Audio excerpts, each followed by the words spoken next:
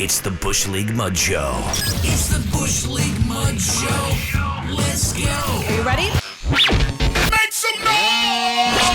All right, yo, what is going on? It is the Bush League Mud Show, your Monday Night Raw review for January 17th of 2022. Slade. PJ. Be sure to like and subscribe wherever you listen to your favorite podcast, social media at Bush League MS Pod. All right, where do we start at? I guess the location. We were in Snomaha for SmackDown on Friday. We're still sticking in the heart of the country in the U.S. We're in Tulsa, Oklahoma for Monday Night Raw. 2 weeks away from the Royal Rumble, PJ. And now we got to start to put things into place to finalize this card since last week was such a fart of a show. Yeah. We got to get the crunch time now and get this thing straight in terms of knowing what we're going to be going into the Rumble with. In this show, I mean, we talk about, we like watching everything. You had the playoff game to go against, so this tons of competition. Lot MLK basketball going on as well. A lot of competition out there.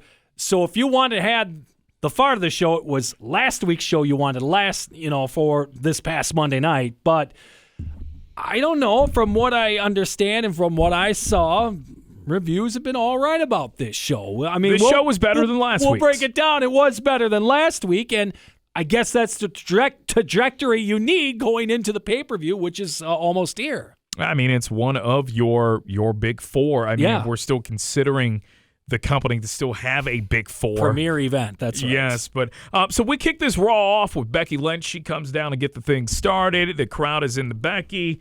Well, you could have thrown anyone out there. They just would have been happy to see a live person come from behind the curtains in Tulsa, I would imagine. But if you are going to go Becky Lynch, fine, whatever. She knows the Royal Rumble's coming up, so she's got a promo in the ring that's very a la to Charlotte Flair a couple of weeks ago on SmackDown, kind of highlighting the legends that they're bringing back for the Rumble. So we get a drop for Lita, we get a drop for Mickie James, we get a name drop for the Bella Twins. So she says until then, she's got Doudrop to worry about because Doudrop the previous week became the new number one contender. These two will be going at it in a match for the title at the Royal Rumble. And so she says that it's because of her that Doudrop got her title shot because she interfered in that match. And she said this is just what she does. She feeds people. It's because of her that people get what they get. And that's the only way Doudrop could have ever gotten her shot. So Doudrop, she interrupts. She comes down, says she got everything on her own. And this fouls Becky by saying, follow her lead and you could win tonight because we've got a tag team match that's scheduled. Immediately after this, a tag team match of the two opponents for the Rumble, Becky and Doudrop versus Bianca Belair, who comes out doing her dance and shit and announcing that she's in a Rumble because, of course, she was going to be. And then Liv Morgan comes out saying she's in too. Doudrop doesn't give a fuck about this at all. No. She's ready to fight. So we get into this tag team match immediately. And this is a match that shined a light on the fact that the two competitors over the title at the Rumble couldn't see eye to eye and couldn't get along as partners in this tag team. Yeah. We've got Doudrop that's getting to start this match off. Becky tags herself in, and then we get Becky getting her ass whipped a little bit by both Bianca and Liv. Doudrop's back in. Doudrop's get sent to the outside, which allowed Becky to be alone in the ring with Liv Morgan. That leads to a manhandle slam. She goes for the 1-2-3 count, but then Doudrop runs back into the ring, breaks up the count on her own partner, and then drags Becky's ass over into the corner. And then she tries to go for the pin, but the ref has to let Doudrop know, you're not the legal person in this match. So Doudrop says, well, that's an easy fix. So she runs back into the corner, takes Becky Lynch's hand, tags herself back in, hits a squash, gets the pin for the victory on Liv Morgan. This match probably, about 2.5 minutes? This was a very, very quick match. Yeah. Very quick match. After the match, we get Doudrop with Becky still laying there unconsciously in the corner, hits her with a Yokozuna Banzai drop. So I will at least say that we did a good job of protecting Doudrop and making you give a fuck and invest a little bit in, even though she's going to lose the Rumble, making her at least be strong with a couple of weeks left going into the event. Yeah, and, the positioning, too, here, usually with, like, someone with Doudrop's size would be that ass kicker in the Rumble match. So that's why I found it a little surprising that they're going to feature her one-on-one against Becky for the title here. This match did what it was supposed to do. Now, we've always had this kind of boring concept because they've always had this. You two got to get together on a team. Even though you're going to face each other in 2 weeks, you got to be teammates. I love what happened at the ending of this match. And some clickbait sites said that ending was a botch by Doudrop. No, it wasn't. I actually enjoyed it. They thought it was a botch because she forgot she wasn't the legal man in the ring, and I'm like, that's not a botch. That's part of that. Exactly. That's a basic. That's the lead up to. The only botch that I saw was as she's going back into the corner to tag herself back in. You could see. Well, she was trying to reach the rope a little bit, the tag rope. Yeah. Becky lifts her arm in the air to give it to Doudrop so she can tag herself back in. So. That's really the only and that little small detail things that you notice. But anyways, I thought that it did what it was supposed to do. Correct. We get into our first backstage segment of the night. We get Edge and Beth Phoenix. They're complimenting both Reggie and Dana Brooke. But then we see Damian Priest who walks in, and I hate this. This was a Damian Priest, we say this every week just about, he's fine the way he is. Why do we need to throw shit out there with the multiple personality? Anyways, Edge kind of gives him some compliments on that and says that he's digging it. Priest says that he's feeling a little edgy, of course, playing off the fact he's talking to Edge. He asks Edge for some tips going to the Rumble, being that Edge has won it twice, and brings up the fact that Edge is one of the very few to win it after being entered in number one. Yep. So we get all through this, and then we get Beth Phoenix, who interrupts the conversation with a note. She gets handed a note that is from Maurice that wants to meet one-on-one in the ring later on the night. Now, of course, Edge doesn't buy this shit. Neither does Beth. Yeah. So they're pretty skeptical. So they leave, and out of nowhere, we see Kevin Owens, who walks up to Damian Priest because they've got a match, a non-title match later on during the night. So Owens says that he hopes that both he and Priest can have a good, clean match. So we've still got Owens playing the oblivious. Some good sportsmanship by KO. Yes. We like to see that. So he also says that he's going to have a surprise on the Kevin Owens show, which we get right into. And the surprise is his guest, which is Seth Rollins. So we see clips of Seth and Roman from SmackDown. And they talk about how he was able to escape the attack from the Usos. And Owens thinks that Rollins, he's really complimenting him to the highest regard in this. He says that he feels that Rollins is ready to take the Universal title at the Rumble. And, of course, he compliments the suit that Rollins, the clothing, the attire, the wardrobe of Rollins at Raw in Tulsa that night. Rollins says he's going to win it, and he's going to bring that title to Raw. He's going to be sticking around, which works for Owens because he says that they would have the best champion with no Brock and no Reigns to worry about on Raw. Now, after this, Owens, he has his own big announcement, and this is just getting this is getting silly, and you already know what the announcement is, which is what, PJ? He's going to enter the Royal Rumble. Yes, this is silly. Yeah. Damian Priest then comes out to interrupt the segment, says that no one in the crowd believes these two are going to be winning the Rumble. And he warns Owens not to wake Damian up. So that's when we get ready to get into this match. But before we do, we get some funny shit. Yeah. I love this. This should be an ongoing running thing for the next year and a half. A graphic on the screen to let you know that Veer Mahan is coming to Raw. We should just run this every week for the rest of the year, and we never actually see Veer Mahan in the ring. Seriously. Well, it might happen because from what we hear when they just do vignettes, they have no plans for him anyways. No. So they probably have no plan for Veer. They're just like, throw that up there. He'll be coming. Yeah, I hope it is a year-long thing. Elias, we give him a new vignette one time. We don't see him anymore. Then we hear Mustafa Ali and Vince had it out in the back. back after the New America skit, and that's been scrapped, and now Ali's requesting his release. But yes, Veer Mahaan coming to Raw, so we see that graphic again. We get into this match. This actually was not a bad match, although the ending of it, I feel that we could have ended it another way rather than having Damian Priest lose. Yeah. Not bad. We get a point here in the match. Owens, he hits the swanton, but a stunner is blocked by Owens or by Priest. We get a reckoning that gets countered into the pop-up powerbomb. And we don't get a finish out of that. That's 4-2. So that's the finisher. That leaves Owens frustrated.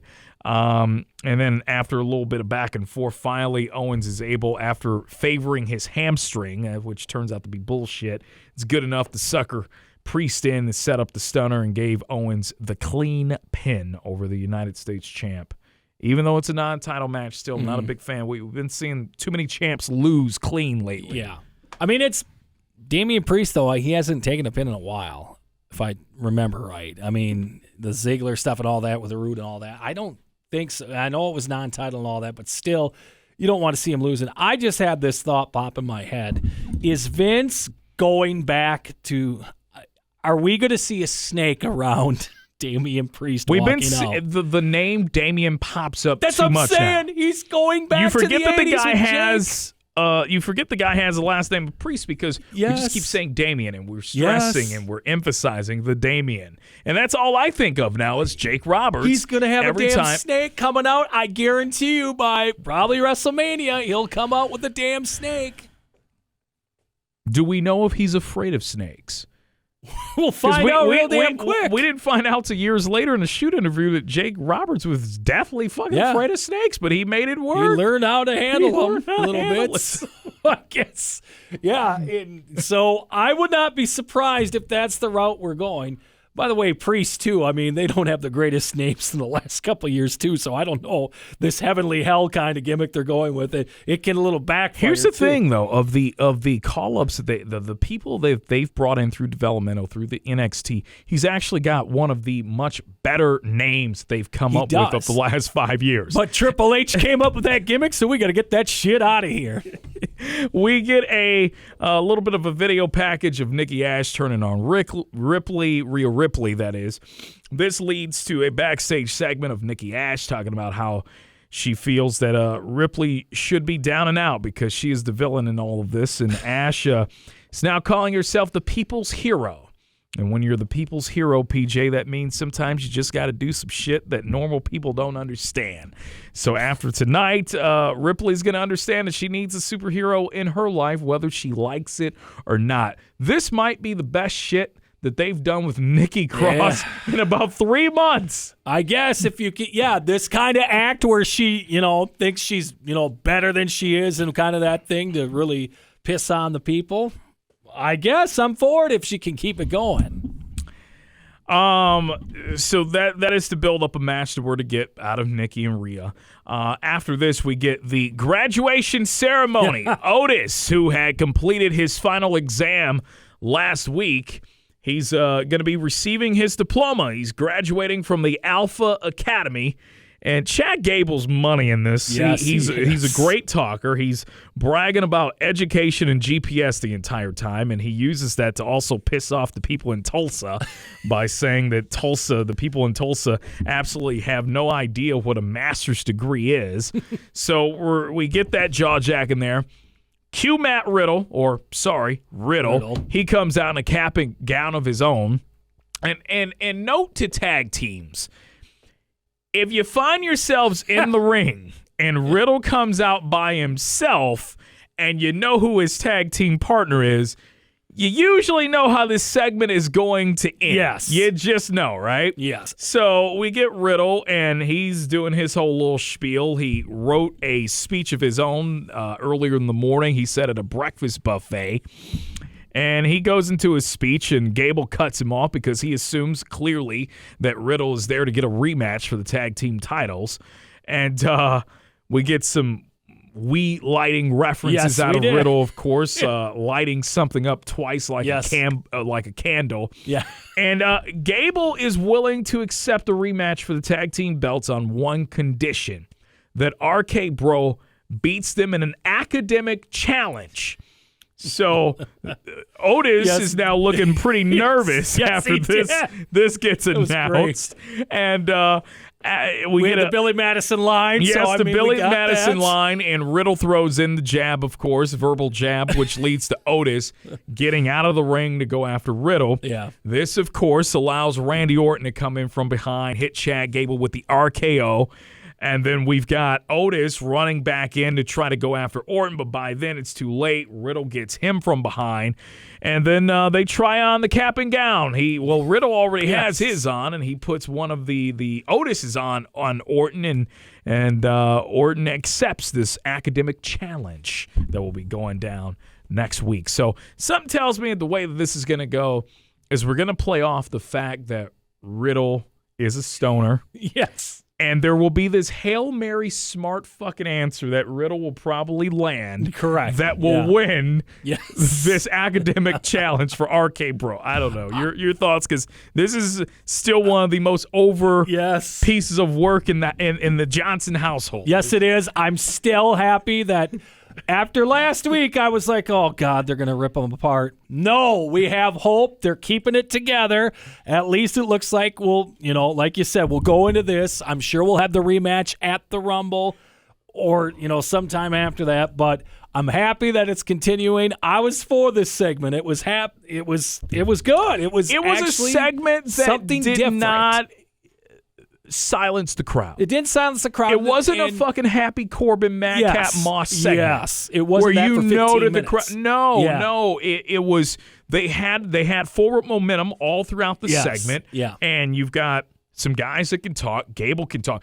For the first time, Otis was talking. Otis, and his facials were on point. I mean, he was great on that. So these guys are all at a high level right now. So we haven't seen Finn Bálor in a while. It's been a few weeks, and we look back at Finn Bálor beating Austin Theory, and Theory comes in to see Vinnie Mac, and we see Mr. McMahon again on TV, who reminds Theory of the loss to Bálor, and clearly Vince does not like the fact it really chaps his ass that Austin Theory lost to Finn Bálor, especially now the word has come out that allegedly that behind the scenes he's lost all faith in terms of the Finn Bálor push.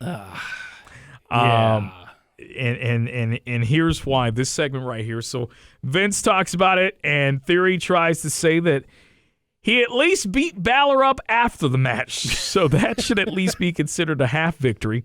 Wrong thing to say to the chairman of the board. Vinnie Mac says there's no such thing, but Theory better win. And he threatens him with violence. So now we know who wrote those Goldberg murder promos. Yes. Because Vince is killing guys. I did not quote this literally, but basically what Vince is saying, he's going to beat the hell out of Theory, leave him black and blue, take a selfie with him, and then send it to his mama. But he used some other words in there too that I just kind of love. But anyway, so this is a can't lose situation for Austin Theory.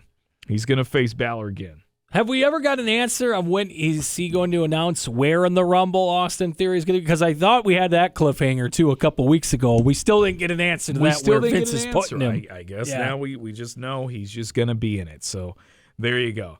PJ, at this point, we're about an hour and 20 minutes into Raw. Yes, we are. And we finally get a tribute to Martin Luther King Day.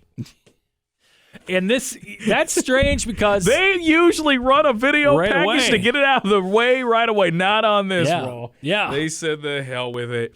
People are watching playoff football and NBA basketball. Nobody's watching this shit anyway. Yeah, so. And I know that's Vince's hero. So I mean, he claimed, he always wants that done. I saw a writer say he made everyone stand up and applaud one of the videos they played in in the backstage. He said, "God damn it, clap!" As it got to him, and he tried to get everyone up and clap for the video that they did on the pre-show, not this show, but in past years. So, I mean, it's one of their big things. But, yeah, it's funny that, okay, if it was that big of a point, why the hell wasn't it at the beginning of the show? Here we are an hour and a half ago. Maybe they forgot they didn't run it at the very beginning because this got squeezed in right between the Theory segment with Vince and the match between Theory and Bálor. So you just threw it in right there. We get into this match, Theory and Bálor, and we fast forward. We take a quick break. This match started off pretty fast, and we went to a commercial break immediately, too. We come back, and Bálor's on the offense, but eventually Theory, he switches that around. He goes for an ATL attempt, which Bálor is able to reverse into a roll-up. And then he drops Theory again, but misses the coup de grace. So the ATL from Theory is able to finish Bálor. And this was a pretty I feel like they barely went 5 minutes. I'm looking here. I'm checking into it right now. It says 5:48. This was a very quick-ass match for a returning Finn Bálor. Yeah, and compared to their first match, it went a little bit, and there was a struggle. I mean, they told a decent story the first time around. Yeah, this one, I guess this is leading Creed reports that he's fallen out of favor, I guess, for whatever reason. Yeah, after this post-match, we get Theory. He takes a selfie and beats up Bálor some more and then takes another one. So Theory gets his heat back from Bálor. Yep. So we'll see how far this helps him out in this whole Vince Theory thing that we don't know what we have yet.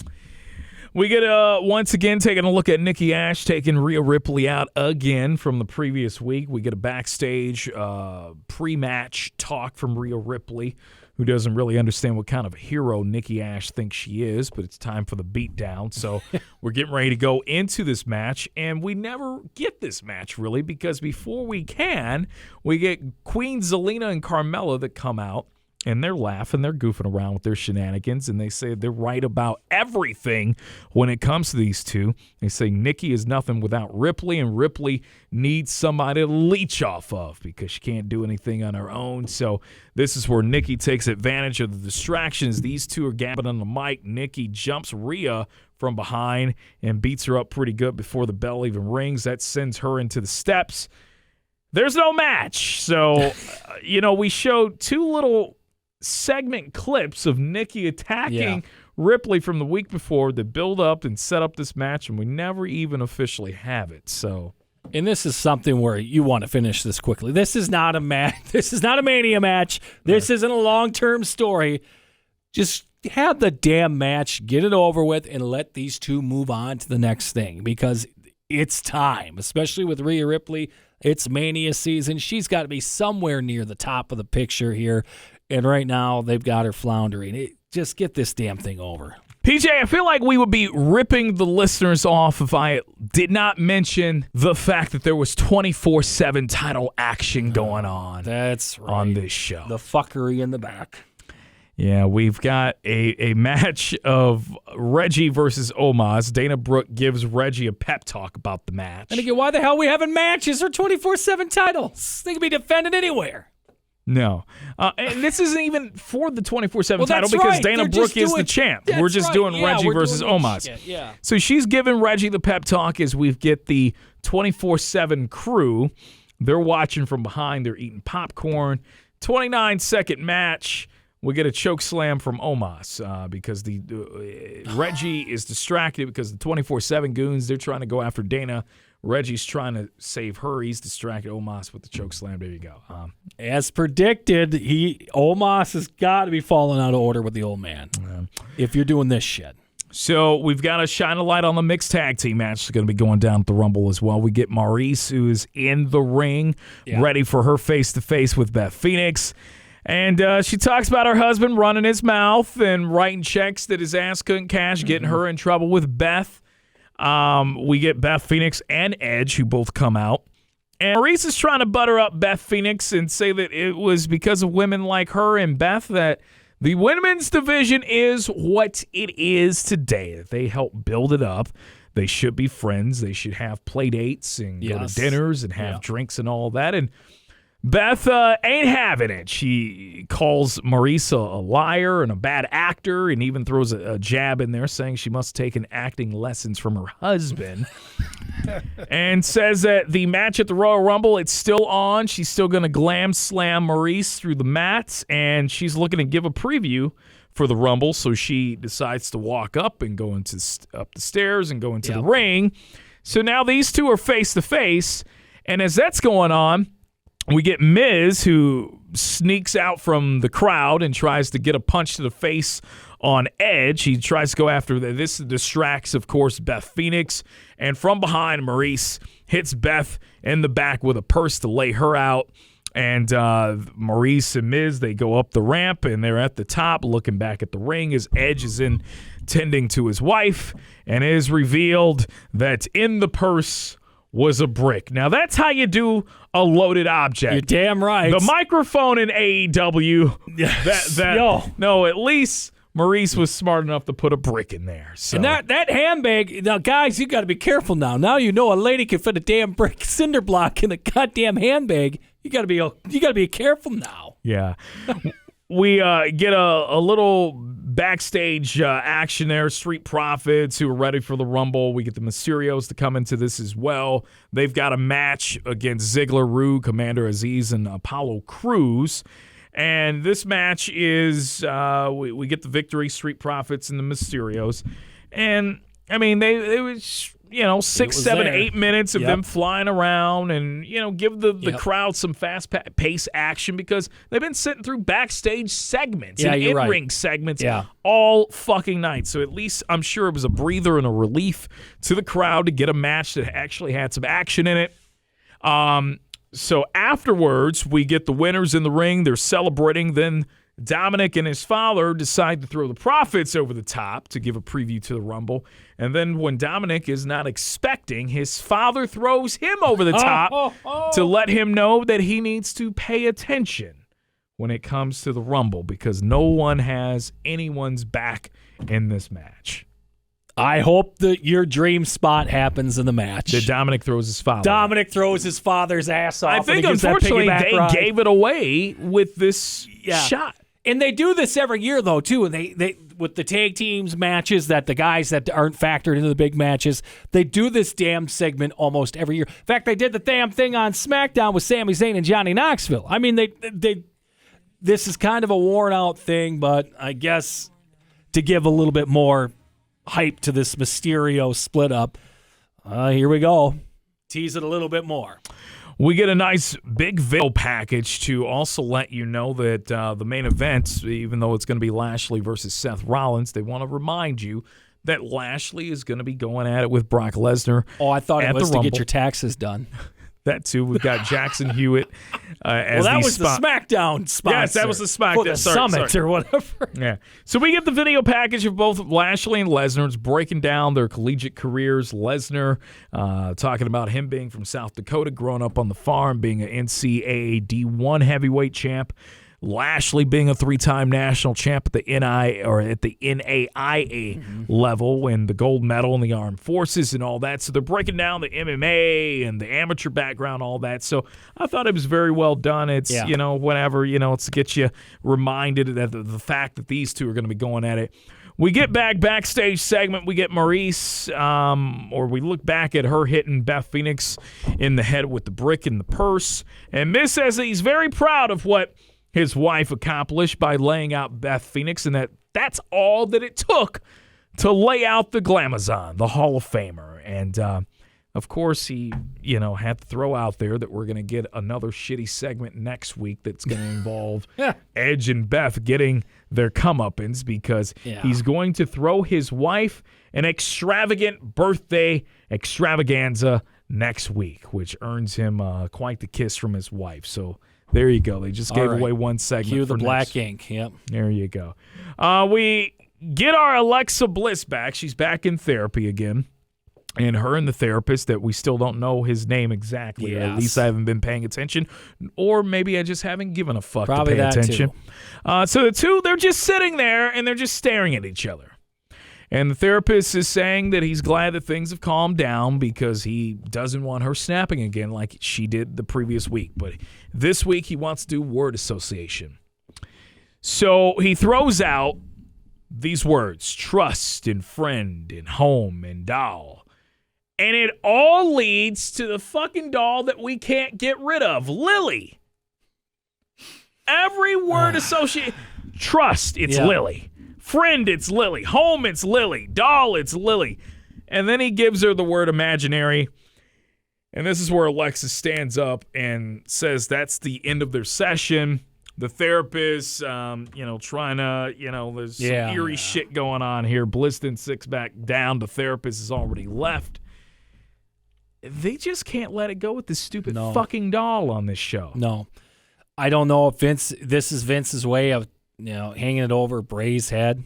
I don't know. I mean, clearly there was something went sour somewhere. It worked in the beginning, and they got to beat it into the ground. Yes, they beat it exactly. And that's where I think that's where they're at right now, is where Vince just wants to prove to him, even with him not on the roster, that this is still going to be a working gimmick, and that's why he's transitioned it to her. That's the only way. That's the only thing I can think of, because this thing should have been dead when they ripped the damn doll up and bring Bliss back as a normal heel, because she was fantastic as a normal heel. Well, we still got to make some money on those doll sales too, right? Oh, you're damn right. So I'm sure that's what it is. If we don't have Bray's getting the damn near $500 to $800 on those belts and all the other packages they were selling, they're going to try to make it up on her now. We get into our main event match of Bobby Lashley versus Seth Rollins. I actually didn't mind this match, PJ. It was actually a Raw main event caliber type match. Yep. These two, it was a fresh match, which one of my biggest complaints is when heavy hitters, we give the people, the fans, fresh matchups with heavy hitters that could just be on the premium telecast, the pay-per-view titles, but we're giving it away for free on live TV, because this is what happens when you're trying to appease and make sense of the fact that you're running 3-hour shows to appease and get more of the advertising money. You spread thin, and this is what you get. But anyways, a good match. Lashley looking strong, dominant throughout, and Rollins doing a hell of a job selling for Lashley. It was believable that even though Rollins, as good as he is, can still get his ass thrown around by Bobby Lashley. At one point, Rollins goes for the stomp. That gets reversed into a downward spiral by Lashley. We get some suplexes in there, belly to belly, some neck breakers, all of that. And he goes for a spear, which gets countered with a super kick. And then eventually Rollins is able to connect after trying once before. He finally connects with a pedigree. And well, there was a lot of conversation that people are like, a pedigree is a setup move. No, I mean, I can see that. And, I was also wondering, how does Nick Khan feel about anyone doing any moves of Triple H? He's probably fine that it's not him. They'll rename the damn thing the Seth-agree or something like that. Yeah. Yeah, and now you talked about the setup move. Yeah, well, it kind of was treated that way because he was able to connect with the pedigree on Lashley, but that was only good enough for a 2 count. Yeah. So then Rollins, he heads up top, and Lashley meets him up top, belly-to-belly suplex there. And as we're getting ready to get to the climax of this match, the Hurt Business, apparently this is still a thing, Shelton Benjamin and Cedric Alexander still wearing their Hurt Business gear, even though this is done. Yeah. They come out to jump Lashley. That earns the DQ. So they're giving him the business on the outside. MVP, he can't really help. He's got the cane, remember? Mm-hmm. There's only so much. So they're giving it to him. Eventually, Lashley's able to turn the tide there, and he gives it back to the Hurt Business, rams Alexander into the post, and spears Benjamin through the mats, through the wall mat. Yeah. And as this is going on the entire time, Rollins is amazed. He's looking on. His jaws drop because he's like, man, these two guys are just beating the shit out of Lashley, and now he's manhandling him by himself. So Rollins is just like amazed of everything that's going on. He's watching the action that's going on the outside. This allows for Jimmy and Jay to sneak from out of the crowd and get into the ring and hit him with a double super kick that lays him out. So the Usos basically making the statement that you might have gotten away from us last week on SmackDown, but eventually we're going to get you. Can't hide. We'll get you eventually. We'll get you. So that's how this show ends, that both of the challengers for both world title belts at the Rumble, they both get attacked by the opposing members. Well, I guess in this, Lashley, the Lashley thing it's a crew that he doesn't run with anymore, so they're still upset about being snubbed last week right before Raw, before he went out to face Brock Lesnar. Okay. Are they – I know Brock doesn't need people, but do we interject the Shelton-Brock connection here eventually? I know he doesn't, but is that going to leak into the storyline come next week? I know this is Shelton's rolling with Brock. Or he believes in Brock more than Lashley. To help him get back. I know they're doing the whole thing. Yeah, because why else would you inject these two? It makes no sense. Vince has not wanted these three guys to be together over the last year. Yeah. He had a good thing going when they were together. Yeah. And he decided, no, we can't have it anymore. Then you try to bring him back, and we thought, well, okay, but then you didn't see him for like 4 weeks, and all of a sudden, we're no longer a thing on that backstage. That's the only thing I can think that might make a little sense. Shelton comes on. Why the hell are you still beating Lashley? Well, he beat us up, but also for my boy Brock, we go way back. If they're going to if they're going to tell real storylines, they go all the way back to the U of M wrestling team. If we're going to tell real storylines, as they are with this match, that would make a little sense. With Alexander in there, it makes no sense, but, there's the Shelton-Brock connection, but they haven't even come close to that yet. Yeah. Overall, I thought the show, compared to last week, and I thought it was good enough. I don't have to grade it on a curve. I thought they did a much better job than last week. They avoided a lot of the stupid shit. Yeah. Maybe the Bliss stuff I wasn't really too fond of. Some people might argue maybe the Alpha Academy RK Bro thing was maybe not their cup of tea, but I at least thought they kept it moving. I thought the show as a whole, for the most part, they hyped up their big Rumble matches because we're 2 weeks away from that, so they did a good job of that, and they pretty much, for the most part, they kept the show moving. There were really very little. I can't really think of any awkward moments. On this show. And the crowd was pretty good for it. They kept the crowd into it for the most part. Now, I'm sure with the Bliss stuff and all that, they had them standing on their hands for a while. And like you said, too, there were some long segments where that's where you put the Mysterio match in, get them flying around a little bit to, get them up. But overall, from what I witnessed and what I watched and everything I read, too, this was a pretty decent show to be at live. And no biggie, though. No biggie. That was interesting, unless you maybe just take a little break and bring him back next week. I don't know. That's maybe what was going on there. But overall, I thought it was. I'll give it a B for this week. All right. Leave your comments. What did you think of Monday Night Raw from Tulsa on Monday night on the 17th? Leave them there. And while you're at it, like and subscribe wherever you listen to your favorite podcasts and social media at Bush League MS Pod. Slade, PJ, we're the Bush League Mud Show. We'll be back at you tomorrow because we've got a review for AEW Dynamite. It's got to be better than last week. That's all I got to say is I'm sure they heard some things. It's got to be better than last week. All right, till then.